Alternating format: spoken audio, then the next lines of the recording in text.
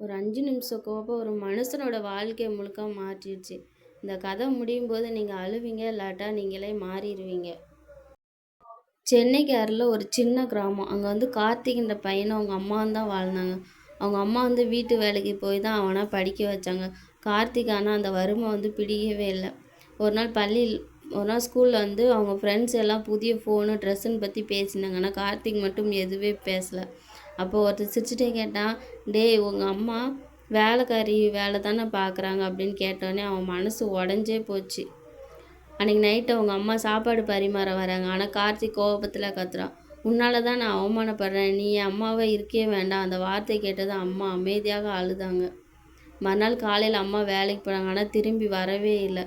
Road cross பண்ணும்போது accident ஆகி அவங்க அம்மா இறந்தே போயிட்டாங்க.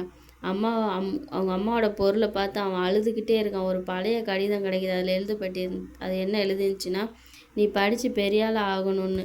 என் மகன் பெரிய மனுஷனாக ஆகணும். அதுக்காக நான் எவ்வளோ கஷ்டப்பட்டாலும் பரவாயில்லன்னு" அவங்க அம்மா அந்த கடிதத்தில் கண்ணீரோடு எழுதியிருக்காங்க. அந்த நாள்லேருந்து கார்த்தி தினமும் அழுதான், "அம்மா என்னை மன்னிச்சிடுன்னு." ஆனால் இறந்தவங்கள்ட்ட மன்னிப்பு கேட்க முடியாதுல்ல. பல வருஷம் கழித்து கார்த்திக் பெரிய அதிகாரி ஆனான். ஆனால் அவன் வீட்டில் ஒரு ஃபோட்டோ மட்டும்தான் இருந்துச்சு, அவங்க அம்மாவோட ஃபோட்டோ. ஒரு நாள் அவன் பள்ளி போய் குழந்தைங்கிட்ட சொன்னான், "உலகத்தில் உங்களை உண்மையாக நேசிப்பது உங்கள் அம்மா மட்டும்தான். அவங்க இருக்கும்போதே அவங்கள மதிங்க, இல்லைன்னா வாழ்க்கை முழுக்க நம்ம அழ வேண்டி வரும்னு." கோபத்தில் பேசுகிற ஒரு வார்த்தை நம்ம வாழ்க்கையை எப்படி கொள்ளுதுன்னு நீங்களே பார்த்தீங்க. இந்த ஸ்டோரி பிடிச்சிருந்துச்சுன்னா லைக் பண்ணுங்கள், சப்ஸ்கிரைப் பண்ணுங்கள்.